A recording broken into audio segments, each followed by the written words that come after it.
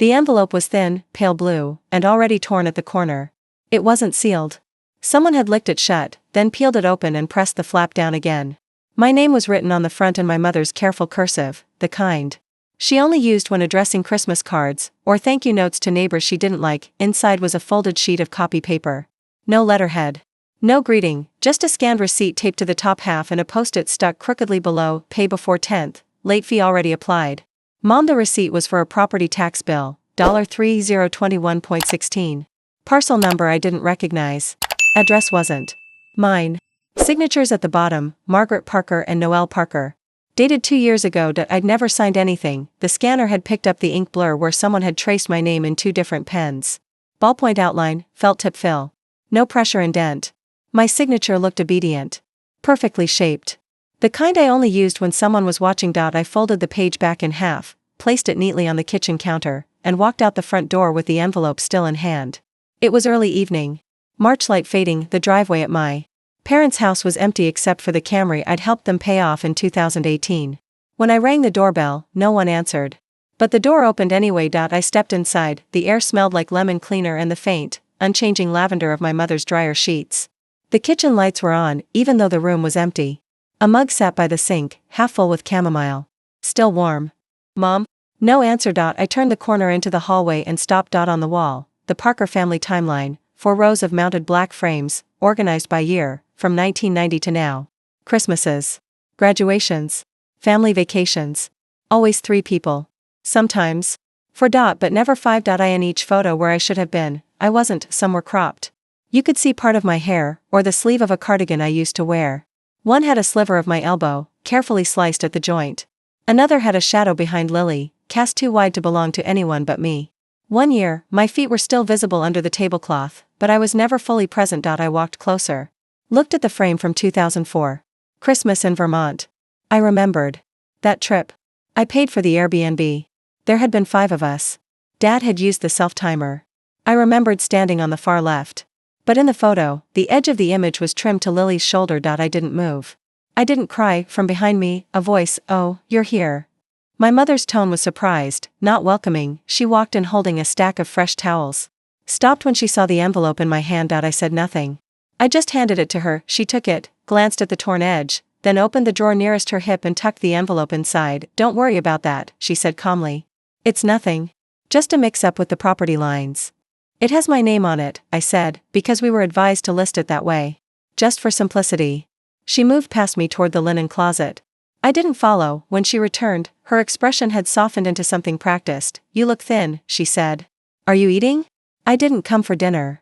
"Well, you should still stay." I turned my eyes back to the wall. "What happened to the originals?"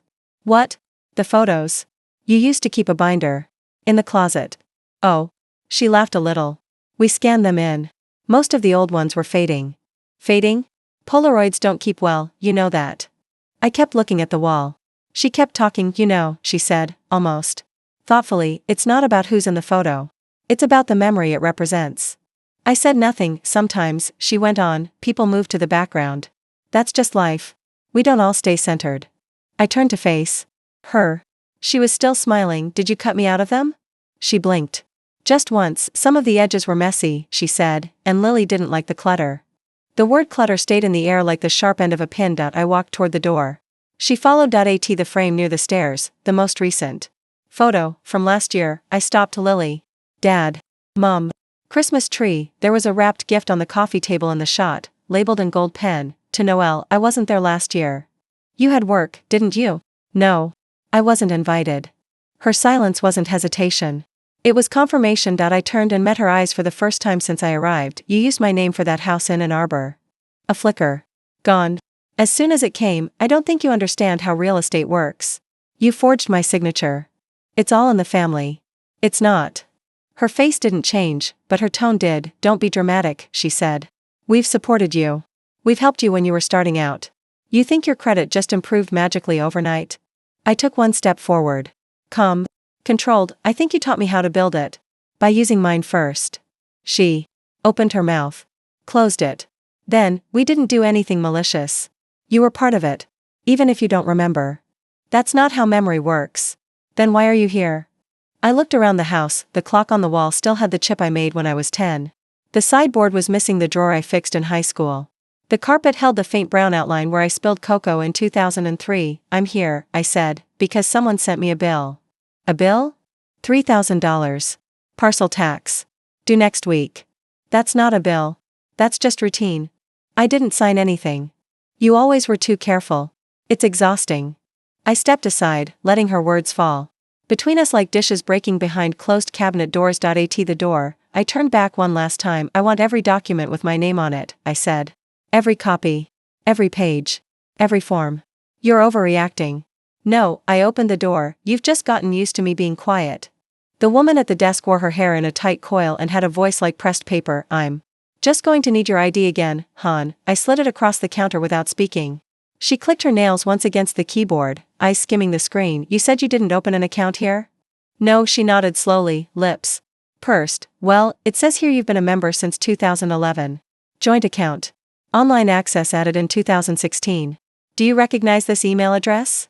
She turned the monitor toward me. parkerhomecare@outlook.com. My stomach didn't drop. I didn't blink. I just leaned in. Print everything, I said. She raised an eyebrow. All of it? Yes. Every signature. Every update. Every transaction. The printer behind her began to hum. 1 page. 2. 14. By the time she handed me the stack, I already knew what I'd see.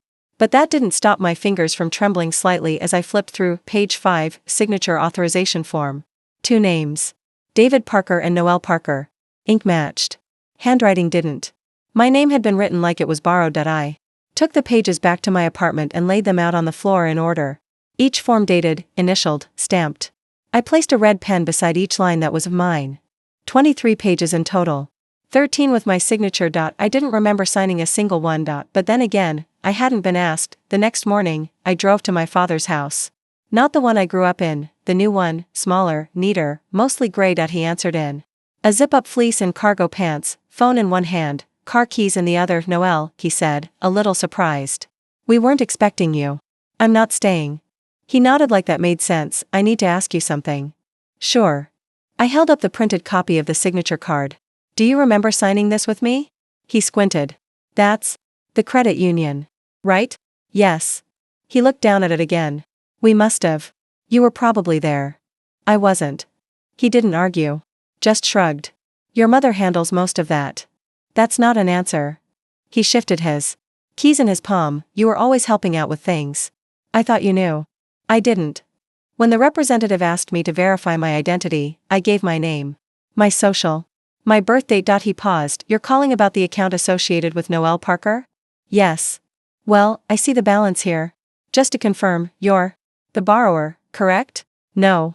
I believe I was added without knowledge or consent. He paused again. I can send you a copy of the original promissory note on file. It may take a few days. That's fine. I gave him my email.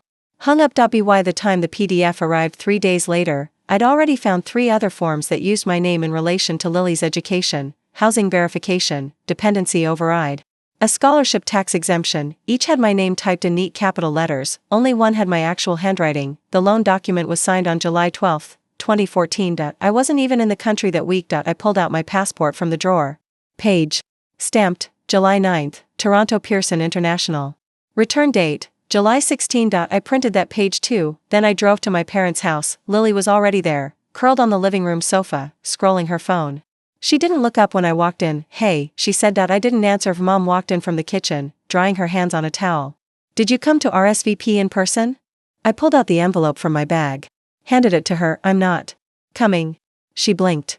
Sweetheart, we understand if you're busy, but I'm not busy. Mom's mouth pressed into a line. Lily finally looked up. Is this about the invite? She said. No, it wasn't personal. Evan said the head count was tight. That's all. No, I said. This is about something else. I laid the FAFSA printout on the coffee table. Next to it, the loan document. The passport copy. Lily leaned forward. Read the top of the page. Then the second. Then froze. I don't remember this, she said quickly. Is that even? Your loan, I said. My signature. Wrong year. Mom reached for the paper. I stopped her hand. Mid-air. Don't. Noelle, she said, soft and patient. We were just trying to make sure she could stay enrolled. She needed help. You were always the reliable one. The system wasn't fair. She lied. She was a child. She was 19. Lily's voice came out thinner than before. It was one time. It wasn't, I said. I've traced 3 separate years. All using my information. Mom exhaled slowly. If we had asked, would you have said yes? That's not the question. I turned to Lily. You have a degree because of me. You walked the stage in heels I paid for. You posted about independence on a platform built on forgery. I didn't know everything Mom was doing. But you used everything she did. That landed. Lily stood up, chest rising. I didn't want to be the favorite, Noelle. That wasn't my fault. No. But you used it. Silenced. I in the quiet, I turned back to Mom. You always said I was quiet. That I kept the peace. You do. I'm done. I gathered the papers. Slid them back into my folder. As I reached the door, Mom asked, what are you going to do? I paused. Then, what you taught me. I left. That night, I uploaded everything into a cloud drive. Created a document index. Color-coded every record by year and institution, and then I started a new folder name, Lily subfolder 1, FAFSA subfolder 2, Loans subfolder 3, Future Notice. It was the only gift I intended to send before the wedding. The pen was gold. Heavy. Too heavy for something that sat so easily in a kitchen drawer. I found it at the bottom of a ceramic dish shaped like a bird's nest, next to a packet of sewing needles and a half-used roll of stamps. Is this yours? I asked. Margaret didn't look up from her teacup. Oh, that old thing? It was Ken's. He used to leave pens everywhere. I turned the pen over in my hand. Engraved along the side, KH, the same initials stamped on a set of notary seals I'd seen in the scanned documents from Lily's loan folder. I thought he retired. He did. But back then, he was always around. Family friend. We trusted him. She took a sip. Too casually, I remember, I said. I didn't mention that the pen was still half full of ink. Or that the last refill order on file, according to the stationery shop downtown, had been placed 6 months ago by someone named Margaret P. Instead, I asked, where does he live now? Downstate, I think. Some senior community. He doesn't drive anymore. You still talk? Christmas cards. He sends the same snowman every year. That wasn't what I asked. I pocketed the pen. That night, I visited the county recorder's office. A small building near the train tracks, dimly lit with flickering halogens. No receptionist. Just a man behind glass who looked like he'd rather be anywhere else. I need access to notarized documents filed under Noelle Parker, I said. He asked for ID. I showed it. He buzzed me through. The archive room was quiet. Temperature controlled. The kind of cold that bit skin through. Sleeves. Rows of metal drawers, alphabetized, each labeled with a date, range and last name. I pulled 3. Inside, original filings for property co-signatures, auto lien releases, loan agreements. All with stamps. All with names. At least 6 of them were signed by Ken Holloway. The signature was always the same, firm, compact, precise. But on one document, a page had stuck to the back. I peeled it gently. It was a notary log. A duplicate. Probably slipped in by mistake. But it listed the attendees for a 2016 title transfer. The form said, present, Margaret Parker, David Parker, Ken Holloway. Missing, me. I circled my own absence. Then I did something I hadn't done since high school. I drove to Ken Holloway's old address. The mailbox was still labeled Holloway. The porch light was on. A curtain twitched upstairs. I didn't ring the bell. I left a note. Ken, if you remember me, I need to ask about documents you stamped in 2011, 2014, and 2016. I believe my name was used without my consent. Please contact me at this number if you're willing to clarify. Noelle Parker. I didn't expect an answer, but the next morning, I got a voicemail. His voice was slower than I remembered. Gravelly. Noelle. I don't know much, but I'd be willing to speak privately. There are things I regret. You're not the first to ask. I met him 2 days later, in the back corner of a quiet diner outside town. He wore a tweed jacket, hands trembling slightly as he stirred his coffee. Well, you do now. The ease in his tone struck harder than denial. It wasn't that he was hiding something. It was that he'd never once considered he needed to. I'm not here to accuse you, I said. He nodded. I'm just collecting facts. There was silence. He opened his mouth to speak, then closed it. Behind him, I could see the kitchen counter. A paper folder sat beside a stack of coupons. The tab was labeled in my mother's handwriting. Tax. Noelle, do you want to come in? He asked. No, I left. That night, I pulled my old filing box from the hall closet. Inside were all the things I had signed. Lease agreements. Job contracts. Student loan records. I studied my own signature for over an hour. My writing curved slightly upward at the end. The forged versions flattened. Mine leaned forward, quick and slanted. There sat heavy and slow the next day. I called the credit union again. Asked for the notary log. We don't keep copies of the book, the clerk told me, but the notary was an external one. Name? She hesitated. I'm not sure I'm allowed to, please. She sighed. Hold on. 30 seconds later, Ken Holloway. I didn't respond. She went on. He's not with us anymore. Retired a few years back. But he was pretty well known. Used to do a lot of the mobile notary work for older folks, estate stuff, joint accounts, that kind of thing. I thanked her. Hung up. Sat very still. Ken Holloway had been a fixture at our house for years. He notarized the form when Lily got her passport. When my grandmother signed her power of attorney. When Margaret refinanced the house in 2007. He'd been at the 4th of July barbecue every year until he moved downstate. I remembered him as someone who always smelled like peppermint and wore cufflinks shaped like coins. I looked at the signature again. His stamp was clear. His signature was there. But it didn't mean I had ever been in the room. I drove to the public library that afternoon and requested access to the county notary archive. Most people don't know those exist. But they do. Handwritten ledgers, scanned and digitized. Indexed by month and last name. I typed in Holloway, Kenneth. 5 entries with my name. 1 in 2011. 3 in 2014. 1 in 2018. I printed all of them. Each listed the parties present. Each noted ID verified. Each marked signature witnessed. I looked for my name under signer. It was there, but under witnessed by, I wasn't listed once. Only Margaret Parker, only David Parker. I highlighted every entry in yellow and slid them into a folder labeled not me. That night, I called my mother. She answered on the 3rd ring. I need to ask you something. Of course. In 2014, did you sign a joint loan application using my name? There was a pause. We were consolidating some things. Your name was already on the house. It wasn't. It was easier that way. Who signed for me? You did. I didn't. You were sick, remember? You had the flu. You said just do what needed to be done. I hadn't had the flu in 2014. But I had been out of work for 2 weeks. I remembered because that was the year my ID went missing. I'd torn apart my apartment looking for it, then replaced it at the DMV. When it showed up again, it was clean. Too clean. Like someone had wiped it down. You used my old license, I said. You're part of this family. That's not consent.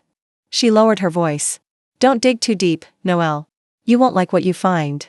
I didn't answer. She added, this doesn't have to be ugly. It's just numbers. That line hit harder than any insult could. I've spent my life making things easier for you, she continued. You always had a roof, didn't you? A phone. A car. Who do you think paid for those? I did. With our help. I never asked for help. No, you just took the benefits. I almost laughed. Instead, I said, I'm documenting everything. She didn't speak. I'm not asking you to admit anything. I'm just letting you know the paper trail's almost complete. Her voice dropped lower. You always were a difficult child. No. I was quiet. There's a difference. Then I hung up. I didn't cry. I scanned every document that night. Created separate folders. One for joint accounts. One for forged signatures. One for notary logs. One for properties with my name on them that weren't mine. Each file got a label. Each label had a date, and in the very first folder, I added a copy of the cropped Christmas photo. Just the edge of my sleeve. Just enough to prove I was there. The envelope was pink. Metallic ink. A little gold heart sticker sealing the flap.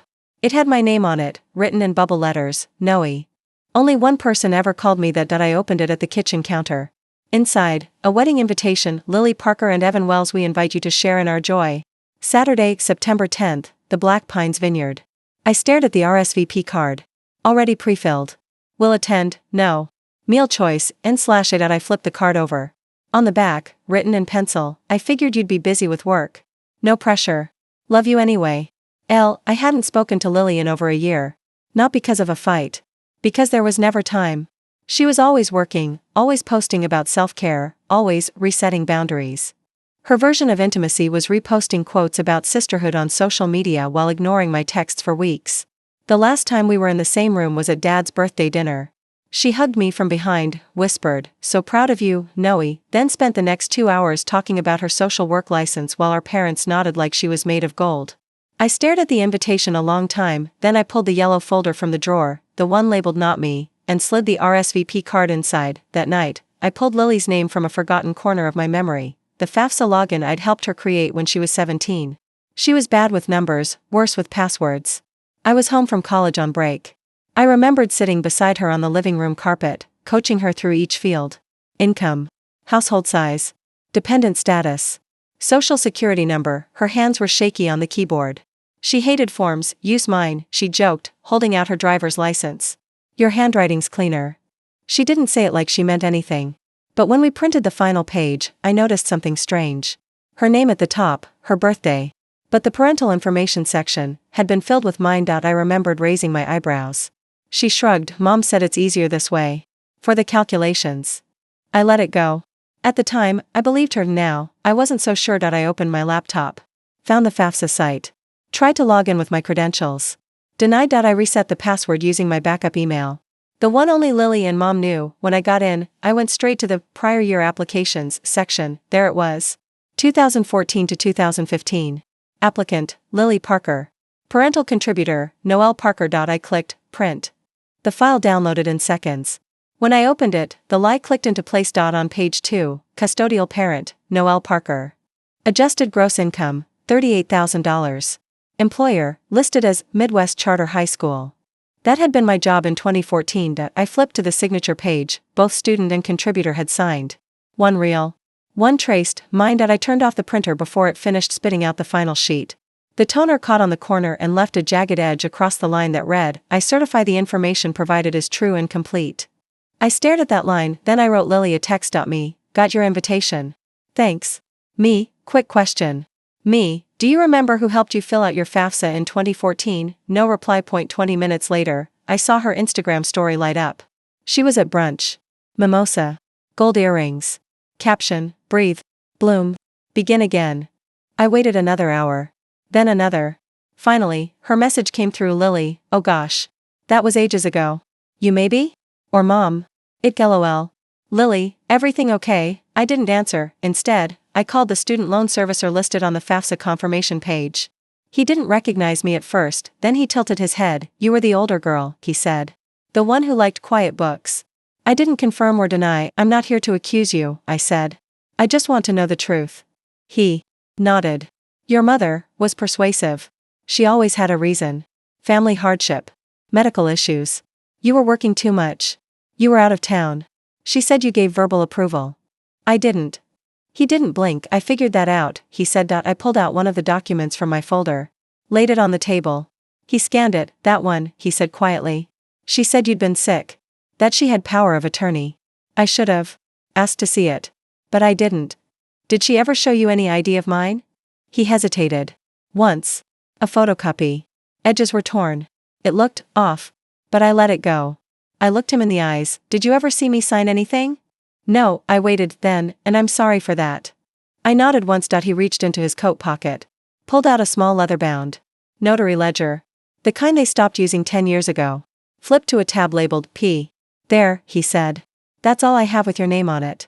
I scanned the entries. All listed Margaret as present. Not one listed me. He slid the book across the table. You can take a photo, he said. But I'm not going on record. I'm old, Noelle. I don't want a lawsuit. I'm not filing anything yet. He looked at me then. Really looked. You sound like her, you know. Not in your words. In your stillness. I didn't flinch. I'm not her. No, he said. You're what she feared you'd become. I left without finishing my tea. Back at home, I uploaded the photo of the ledger. Added it to a new folder, witnessed absences inside, 5 scanned pages. Each. One stamped. Each one listing the people who were in the room. Each one missing me. The next morning, I received an envelope in the mail. No return address. Just my name. All caps, inside, a single sheet. A photocopy of a 2016 authorization form. My name, my forged signature. Notarized. But someone had circled.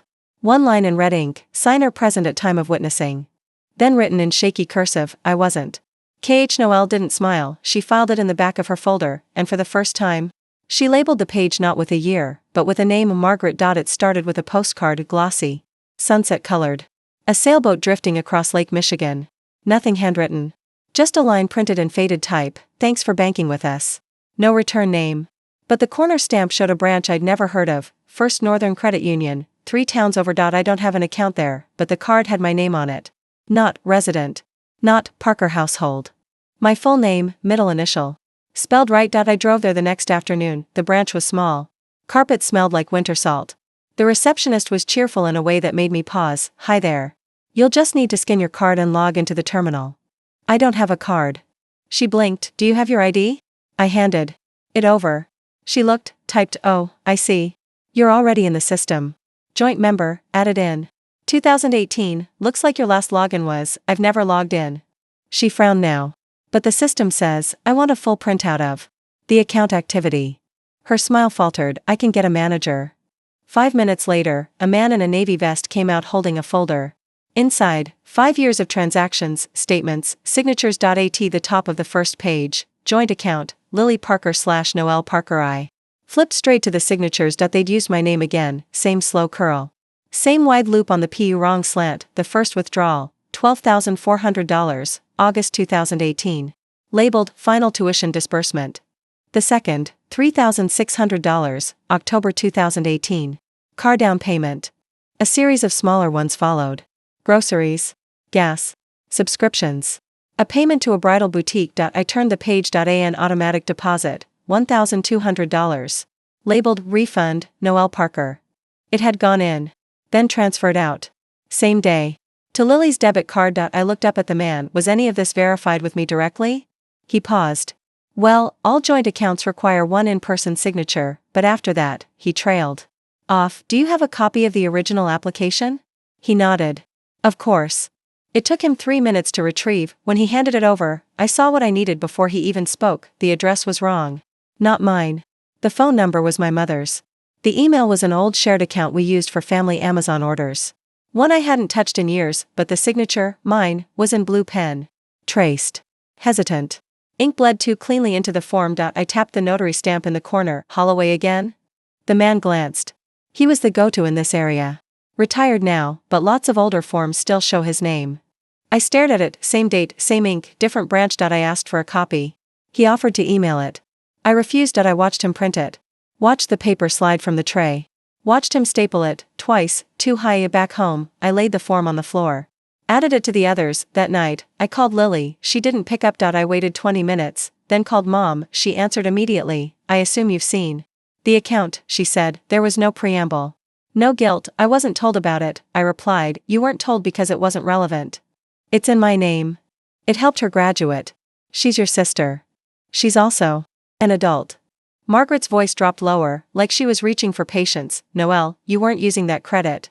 You didn't need the deposit. We kept things clean. I laughed, but quietly. That's what you call this? Would you rather? She dropped out? That she lived in debt? You know how hard the world is right now. I do. I know it because I worked every summer she was away. Because I paid my own loans while you hid hers behind my name. You're exaggerating. She used the account to buy a wedding dress.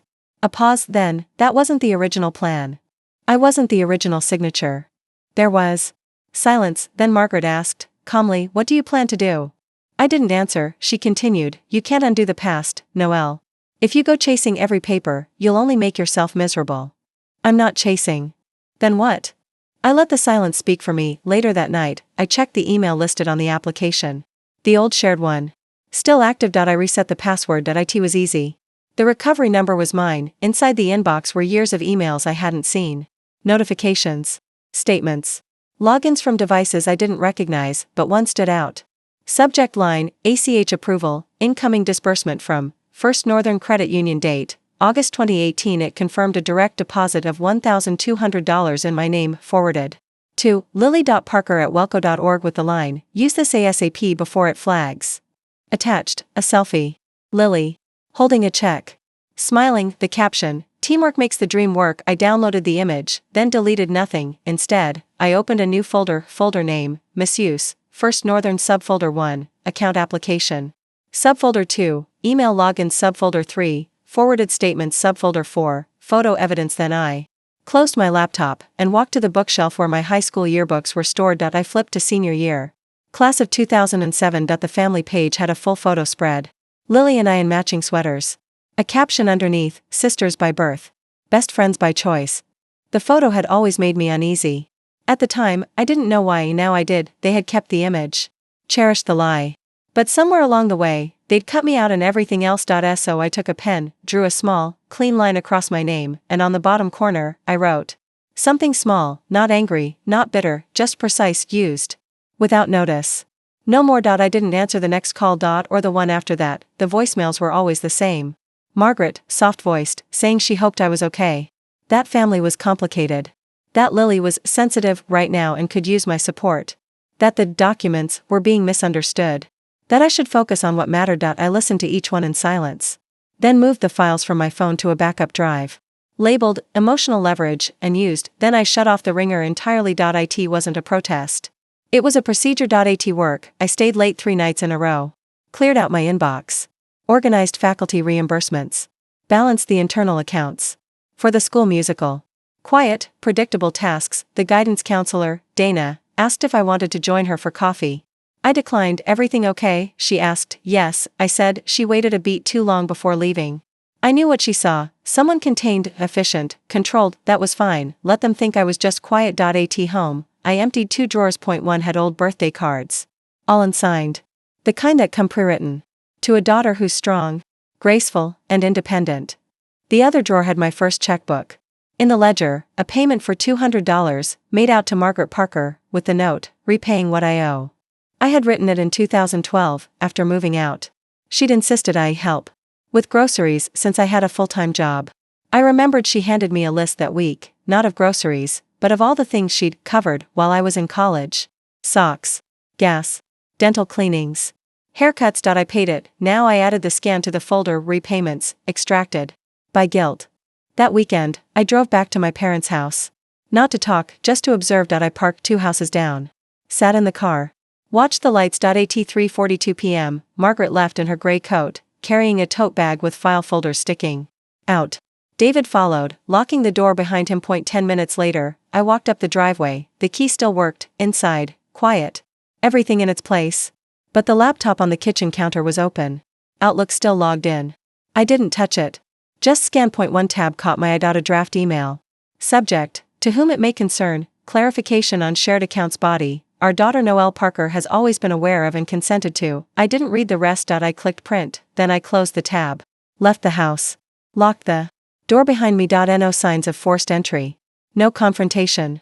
Just a clean extraction. At home, I added the email draft to a new folder. Future narrative, preemptive rewrite. The next day, I blocked Margaret's number, then David's, then Lily's. I unlinked all shared digital accounts, Hulu, Spotify, grocery points. Logged them out of my Netflix. Changed every password. No warning. No message. Just a series of digital closures. I waited. The first response came from Lily. A text, short, was that necessary? I didn't reply. She sent another, you're acting like we stole something. You knew. Still, I said nothing. She escalated, if this is about the wedding. I deleted it mid-sentence. Later that night, I went to the storage locker I hadn't opened in 4 years. It held old tax boxes, bank statements, moving receipts. One envelope stood out, the address handwritten, the return name, M. Parker inside, a birthday card from 2020. It was blank. No message. Just the generic print, hope your day is wonderful. I turned it over. Stuck to the back was a post-it I hadn't noticed, don't forget the joint paperwork at the credit union, Mom. It wasn't a greeting. It was a prompt. I scanned it. Added it to collateral, disguised as affection. That night, I updated my credit alerts. Froze all open lines. Requested original application copies from 3 institutions. One denied me at first, said I had to provide reason. I faxed them a photo of the forged signature side by side with my passport. Circled the differences in red. They replied within 48 hours. I added their reply to a folder, admissions, involuntary. At work, Dana noticed again, you're quieter than usual, she said gently. I'm organizing my estate, I said flatly. She blinked. Wait, are you sick? No. Just done letting people organize it for me. She didn't ask again. By Thursday, Lily had called from a new number. Left a voicemail, you're blowing this out of proportion. We're a family. What happened? To loyalty? You think strangers would have helped you when Mom did all that filing? You think your degree paid itself? Click. I forwarded the voicemail into the drive, named it, guilt, digitized, then I cleaned the apartment, every drawer, every shelf. I threw away anything that carried a signature I didn't recognize. A notepad with her handwriting. A copy of an emergency contact form I never submitted. A Christmas photo where I'd been drawn in last. A pen outline that never matched the faces. Gone. Clean. Quiet. At midnight, I sat in the dark. On the desk. 5 folders, family use only, shared signatures, ghosted authorizations, repayment scripts. Emotional iOS. They were neat. Numbered. Cross-referenced. If someone broke into my apartment and found them. They wouldn't see anger, they'd see inventory. The next morning, I filed a change of address with every institution tied to my name. No forwarding instructions. I wasn't disappearing. I was repositioning. The paper was thinner than anything I would have used. The ink bled in spots, faded in others. A spreadsheet printed at 64% scale, folded into quarters like it had been tucked in someone's purse for months. I found it in a file folder misfiled under marching band reimbursements. In the back cabinet at work. It wasn't from the school. It wasn't from any vendor. It was mine. At least, my name was on the header: Parker, Noelle, disbursement ledger, home equity, date range, 2015 to 2020. All transactions listed against one property.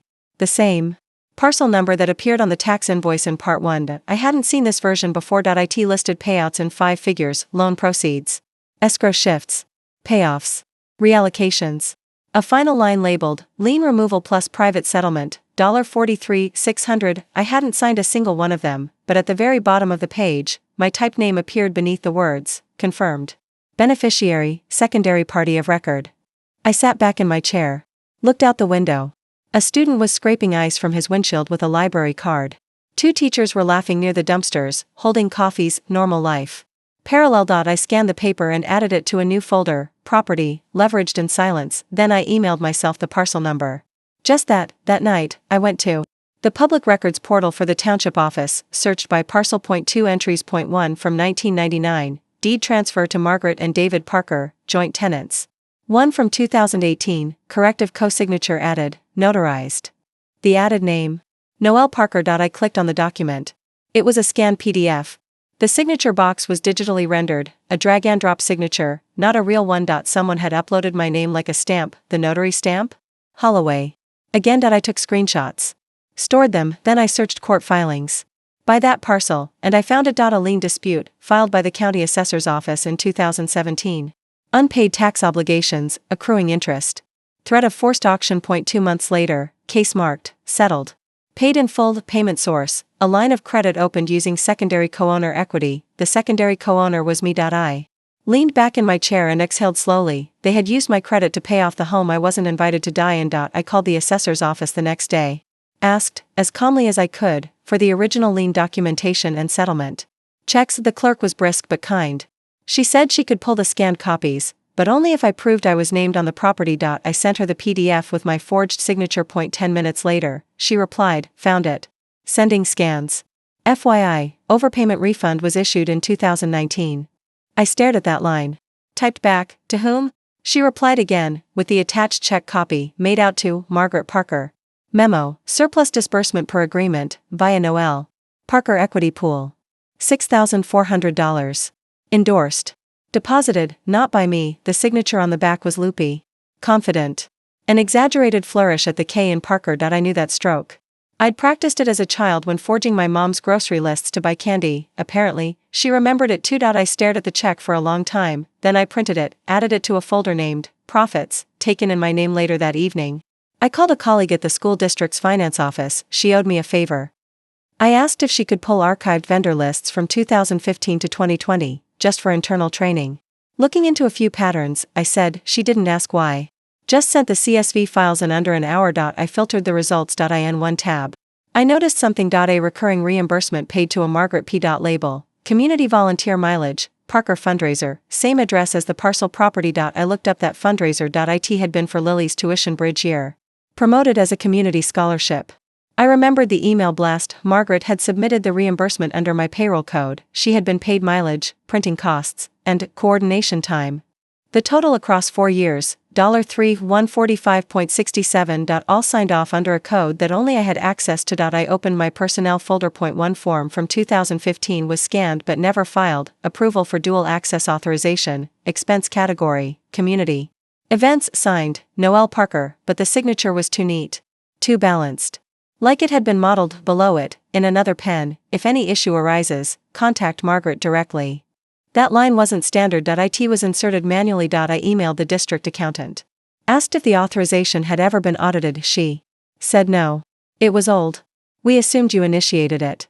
I didn't correct her. I thanked her, then I added everything to the newest folder, school linked, fabricated approvals. Each step wasn't loud. Each fact wasn't dramatic, but it built something heavier than rage. It built weight I could hand back, weight that couldn't be ignored. The next morning, I printed a cover sheet. Point 1 line, summary of assets benefited without consent, verified records enclosed. Then I printed a second line, smaller, prepared for disclosure, not for debate. The envelope was cream, thick, and sealed with a matte gold sticker. The kind my mother reserved for holiday newsletters, the ones I stopped receiving 3 years ago. I placed it carefully on the kitchen table. My apartment was silent, just the buzz of the refrigerator and the soft, rhythmic tap of the bathroom sink, a leak I hadn't fixed. I let the envelope sit there for a moment, then I flipped it over. There was no return address. Just my name, neatly handwritten, in the slanted style my mother used when labeling church bake sale containers. Inside, a folded sheet of linen paper and a note card with roses in the corners. The note card came first. We know you've been upset. But family is more important than pride. Come Sunday at 4. We'll explain everything. Love, Mom. No punctuation. Just that. The folded sheet underneath wasn't as soft. It was a summary, my summary. The one I'd printed days before, listing the disbursements, reimbursements, signatures, forged entries, and property lien payoffs. The one I hadn't shared with anyone. I flipped it over, scrawled at the bottom in my mother's hand, "You took this too far. This was never meant to hurt you." There was no apology. Just a judgment, and a summons. I turned the note card face down and reached for the small package beside it, mailed separately but postmarked the same day. It was a thick, glossy envelope. From the same church Lily's bridal shower had been hosted at. The return label had her name.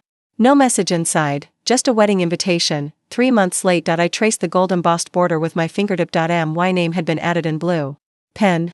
A different ink. An afterthought. No, and guessed. No RSVP card, just a seat number, 47, and the faint imprint of pressure from where someone had paused the pen too long on my last name. I held it under the kitchen light. The pen stroke started to skip by the second E in Noelle, like someone had hesitated midway through writing it. The original envelope had a post-it attached. "Did you want this sent?" And below that, in a different pen, "Too late now." I left the invitation and the note on the counter. Instead, I picked up the receipt. It was from the pharmacy down the street. Printed 2 days earlier. On the back, someone had scribbled numbers. In pencil, 43,600 plus 6,400 to 3,145 equals, and underneath, circled twice, still less than we gave her. The math wasn't mine. The implication was louder than the numbers. It wasn't about debt. It was about balance, a warped, emotional accounting system only they believed in. I sat still. Watched the clock tick over 9:47 p.m., then I pulled open my drawer, removed a smaller envelope, plain white, and began to fill it. Inside, I placed a copy of the check made out to Margaret, a copy of the forged fundraising reimbursement, the page showing my name on the property transfer, the summary I'd prepared, but with one line bolded, "No acknowledgement. No consent. No inclusión. Only usage." Then I added a sticky note on top. It read, "I won't be at the wedding. But my name will." I sealed the envelope. On the front, I wrote, "To Lily Parker, care of Margaret Parker, same address as always." I didn't stamp it. Just left it in the mailbox. Slid outside their door the next morning at 5:52 a.m., before the neighborhood sprinklers kicked on. No one saw me. Or maybe they did. I didn't look back. That afternoon, at work, I received an email from the district superintendent. Subject, expense anomaly, can we discuss? I'd been expecting it. Inside, 3 PDF attachments, all pulled from old reimbursement archives. The same entries I'd flagged. The ones approved under my code. "Hi Noelle, a few discrepancies came up in audit review. Your name's attached. But the filings were submitted by someone else. Could you confirm?" No pressure. No blame. Just the question. I replied, happy to walk through the details. I've prepared supporting documentation for all disbursements involving my credentials. Let me know when works. I attached nothing. Let them ask, let them schedule. I wanted the timing to be theirs. Because the truth was already mine. At 6:04. That evening, I received a text from an unknown number. It was a photo of the envelope I'd dropped, ripped open, half crumpled, lying on the Parker family's granite countertop. In the corner of the frame, a wine glass. Full. Untouched. The message read, "You always did like to make a scene." I didn't reply, but I saved the photo. Later that night, I looked through my email drafts. I had half-written notes to every person involved, my father, Lily, even Holloway. I deleted them all. Instead, I opened a new tab. Pulled up the state's identity fraud reporting portal. Uploaded what I had. No accusations. Just documents, just data. I left the box for, "Would you like to be contacted?" blank. Then I stood in the kitchen, looked down at the faucet, still dripping. 1 drop. Then another, then silence, for a moment, until it started again. I left it dripping. Sunday came and went. I didn't go to the house, but I did walk past it at 4:07 p.m. I crossed the street across from their driveway. Just far enough that I couldn't be seen from the window unless someone was already watching. There were no cars in the driveway, just one unfamiliar blue sedan parked crooked near the curb. The kind salespeople drive. Or maybe lawyers. A bouquet of lilies sat wilted in the mailbox slot. The name tag was curling away from the paper, Lily and Noah. I didn't know who Noah was. And I didn't need to. By Monday, the school superintendent had scheduled a meeting with me. His tone was respectful. Careful. Curious, we noticed the overlap in documentation. Your name appears on the filings, but the signatures aren't yours. At least, not recently. I brought a manila folder to the meeting. Inside, photocopies. Postmarked letters. A sticky note with the words, "She won't notice." I placed each piece on the table like it was part of a puzzle only I could solve. Because it was. He didn't ask many questions. He didn't need to. "We'll initiate an internal review." Quietly, he said. "That's fine," I replied. "I'm not looking for attention. I'm just here to clean up what was filed under my name." I walked out without ever raising my voice. Without blaming anyone. But when I passed the admin desk, the secretary who used to ignore me suddenly smiled. "Too wide, good luck, Noelle. You deserve peace." Peace wasn't the word she meant, "We didn't know you were keeping score." That night, I returned home to find a stack of mail waiting. On top, a letter from Lily. No return address, just my name, centered, underlined in purple. Pen, inside, "I don't know what you think you've proved. We all needed help. You were never asked to give it, but you gave it. That's on you. Not us." Folded behind it was a copy of the student loan statement, the one in my name. Now stamped, paid in full. No signature. No note of thanks, just a highlighter mark on the total, $43,600. As if I should feel relief. Or pride. Or closure. I placed the letter into my shredder, let the sound fill the room until it jammed, then I opened the drawer below the sink. Inside. The original photo album I'd taken from the house 2 months ago, the one my mother had hidden in the storage trunk beneath the guest bed, the one where every holiday photo had me neatly cut out, not digitally, but physically. As if my absence had always been intentional, like a decorative choice, but one photo was left intact. Christmas, 2012. I was in the far corner, half turned away, holding a trash bag, smiling faintly at someone off camera. The tag on my sweater. Still visible from a recent gift. Next to me, Lily, laughing. Margaret, arms around her. David, raising a glass. I was the only one looking away. I took a pair of scissors, trimmed the photo along the left edge, removing all but myself. Then I slid it into a plain wooden frame and placed it on the kitchen counter next to the invitation. The next morning, a call came from a woman named Angela. "Is this Noelle Parker?" "Yes. We received an anonymous packet with your name and documents suggesting long-term identity misuse. I'm not calling to accuse you. I'm calling to confirm what you've already documented." Her voice was steady. Kind, but firm. I said nothing. For a moment. Then replied, "I'm available Tuesday at noon. We'll send a confirmation." I hung up. The next day, at 11:58 a.m., I walked into the county records building with a folder under my arm. I passed the public records desk where I used to file forms for my parents when they couldn't be bothered. I recognized the clerk. Her name tag still crooked. She didn't recognize me, but this time, I didn't correct her. Instead, I handed over the documents for Angela's review. I in the conference room, Angela read silently. Her assistant took notes. They didn't flinch at the forged fundraising documents. Or the backdated letters. Or the altered student loan forms, but when they saw the photo I'd included, the one with my name crossed out on the back in my mother's handwriting, they both paused. Angela set it down gently. "Do you want to press charges?" I answered without hesitation, "No. I want documentation. I want proof that the person you erased is still here. On record." She nodded. "Then we'll begin with a formal notarized report. And a fraud freeze, if you'd like it." I smiled. "Just barely, yes. That'll be fine."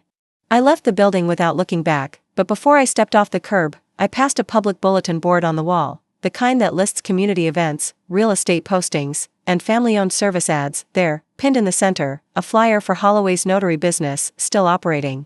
Still endorsed, but someone had scribbled across it in red marker, "Ask who signs for who." I didn't write it, but I didn't remove it either. That night, I sat at my kitchen table with a blank sheet of paper. I didn't plan to send it, but I wrote anyway. It started simply, "This is not revenge. This is inventory." Then, you wanted my silence. You wanted my signatures. You got both. Until now. And at the bottom, you can keep the photos. I kept the receipts. I folded it. sealed it, and slid it into the same wooden box where my birth certificate now sat, alongside the framed photo, a cancelled check, and the only birthday card my father ever signed with my name spelled right. I used to think being left out was the worst thing that could happen to a daughter, but it isn't. The worst thing is realizing they didn't leave you out. They left you in only where it served them. In the margins. In the forms. In the debts, erased from the memories, but etched into the liabilities. For years, I thought maybe I'd done something to deserve the distance. Maybe if I'd spoken more, smiled more, stayed longer after dinner, but silence wasn't my flaw. It was my function. I was valuable only when quiet, when signing, when covering, when letting it go, but I didn't let it go. I cataloged. I archived, and in the end, I didn't destroy them. I didn't scream. I didn't burn bridges. I just made sure every number added up, in front of witnesses who now had no reason to pretend otherwise. To those watching this who've been left out, from photos, from birthdays, from the real family story, I want you to hear this clearly. They knew you were there, they just hoped you'd stay invisible, and when that didn't work, they hoped you'd stay silent. You don't need confrontation to reclaim yourself. Sometimes, all you need is paper, a pen, and the patience to prove you were never the one missing. Thank you for sitting with me through this. If you want to follow the next story, another quiet survivor, another buried truth, you can subscribe. No pressure, but you'll know where to find me.